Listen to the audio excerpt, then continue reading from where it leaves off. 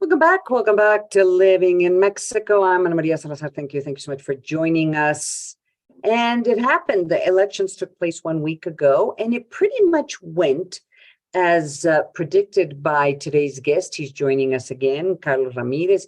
You pretty much laid out, Carlos, last week, that Morena and Morena's allies would win the state of Mexico, and the PRI with its allies would win the state of Coahuila. Welcome to the show. Just kind of give us your general take on the results. Indeed, Ana Maria, thank you for having me again. I would say that, yes, results are pretty much in line with what was expected. In the state of Mexico, the party Morena and its allies won by a little bit more than 8%, while in Coahuila, the PRI won by a big margin. I think basically the results were in line. Probably some polls had the Morena candidate, Delfina Gomez, a little bit ahead, probably with a double-digit advantage. And at the end of the day, it went a little bit lighter. But anyway, it's a big triumph by Morena. Finally, the PRI, after 90 years in power in the state of Mexico, loses the state. Big loss for the PRI, and certainly a big game changer for Morena. In the state of Coahuila, the PRI retained the state also for a long time there. Being government, I think a lot of things went according to expectations. Probably the only thing that surprised everyone was the enormous advantage with which the PRI won there. But anyway, the point is, I think there were no surprises. And now the big question is what's coming next? Because I think the results bring questions for everyone. For example, for Morena, what's coming next? Who will be the presidential candidate? We can speak a little bit about that after the results in the state. For the PRI, clearly this is a big loss. What will they do with the opposition coalition? To the PAN, the Conservative Party in Mexico, also a bad result in general. They could not, their voting in the state of Coahuila was lower than expected, as it was also in the state of Mexico. So it was not a good result for the PAN. So big questions now for the three parties 1 year ahead with the presidential election in Mexico.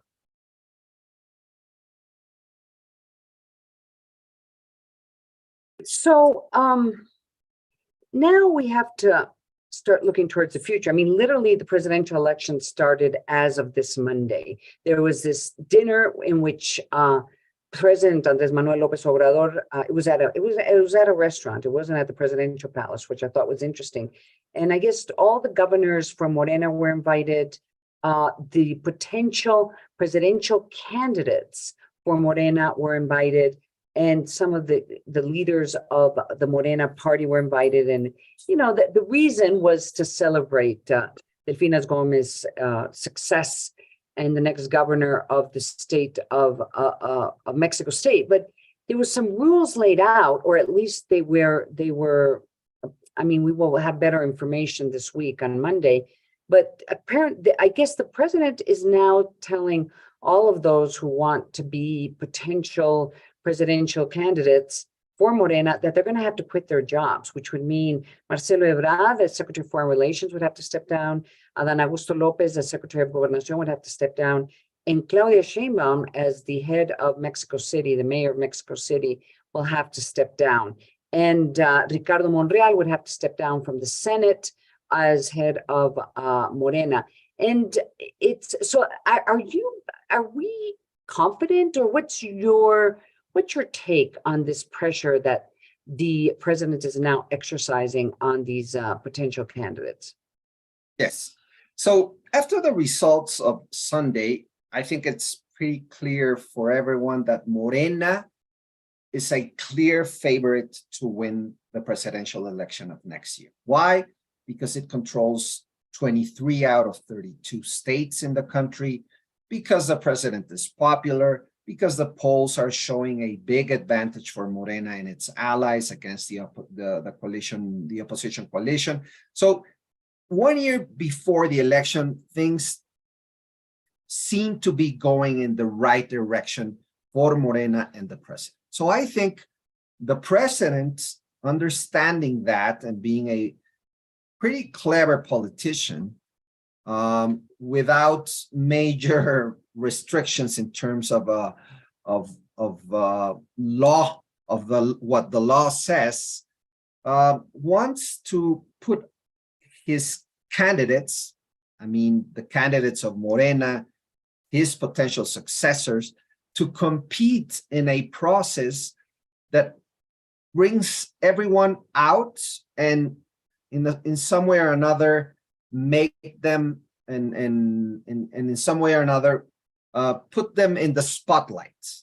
What President Lopez Obrador wants to do is gain attraction and take out all the attention from the potential opposition coalition candidates and put all the spotlight within his candidates. So this is a pretty interesting move by the president.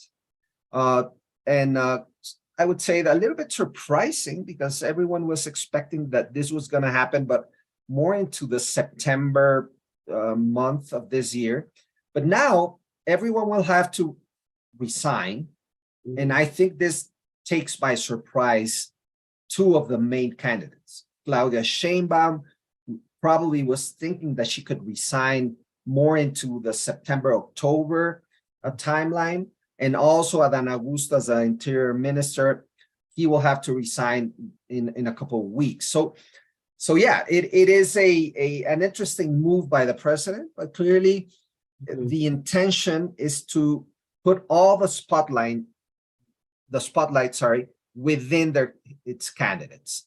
And potentially that will bring more attraction by the public, and that could mean more advantage into the 2024 electoral process. Are you convinced that this process that Andrés Manuel Lopez Obrador has used, I mean, he's the one that has proposed the use of polls and surveys to define who the candidate is the best way to identify who's going to be the candidate? Because I get a sense that in the case of Marcelo Ebrard, he's not too sure. I mean, he's complained a lot about this process. In fact, he lost to Andrés Manuel Lopez Obrador, what was it, 12 years ago? 12 years ago. To this process because he wanted to be the candidate, and there was a survey, a poll, and he lost. And it's not clear he was very satisfied with the methodology of the polling. So, I mean, is there a sense that there can be a poll and that all the candidates or potential candidates will be satisfied with the results? Or is it just everybody assumes that Andrés Manuel Lopez Obrador is just going to use the polling process or use this survey to basically define who he wants? I think that's exactly the case. What you mentioned in the second part. So President Lopez Obrador doesn't want to lose control of the process. He wants to have the last say on this.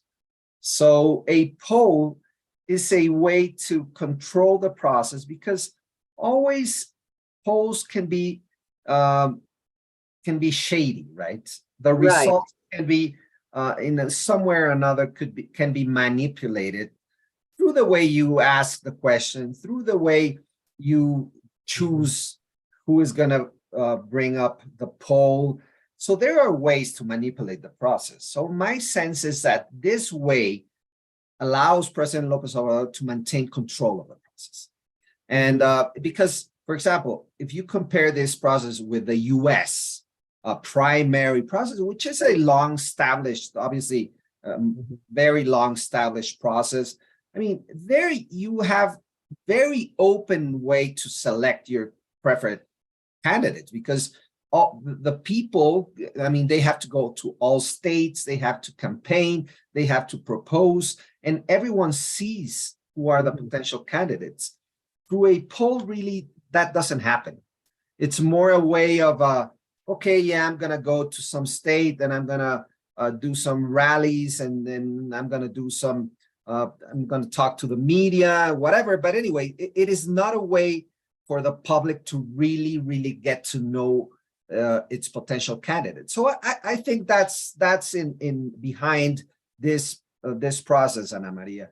President Lopez Obrador clearly does not want to lose control of the process. And at the end of the day, yes, obviously the poll is going to be helpful, but I think the hand of Lopez Obrador will be, at the end of the day, the hand that the cradle that rocks. What's the word? The way that where President Lopez Obrador can choose really his successor. You know, it's interesting because, you know, there's a sense, and if you look at the current polls, the person who could become, or the person who would win the polls right now, is Claudia Sheinbaum. I mean, at least the polls that we know of, or that are being made public by different polling companies.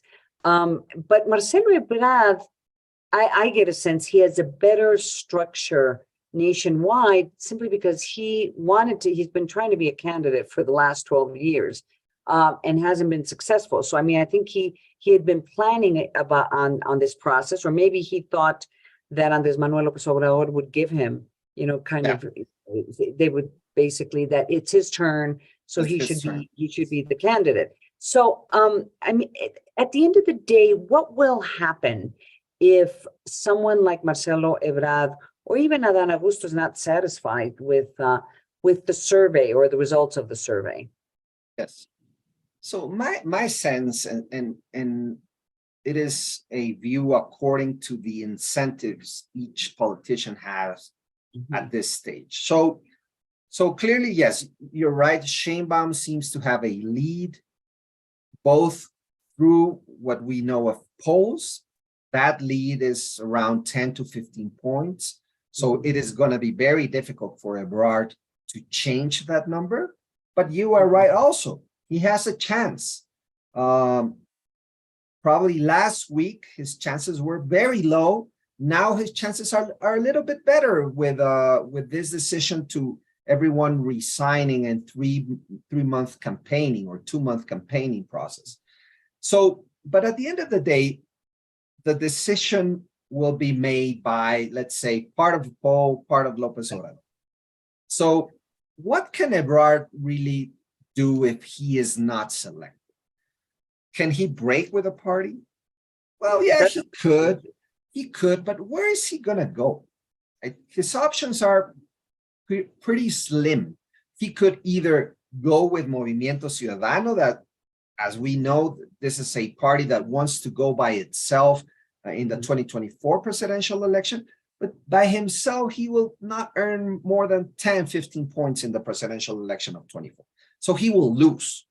And it will cost him a lot to break with Morena and also break with the President Lopez Obrador. He will be seen as a traitor. And he has a lot of things that has happened in the 12 years where Morena could attack him. So he's vulnerable. He's not going to break.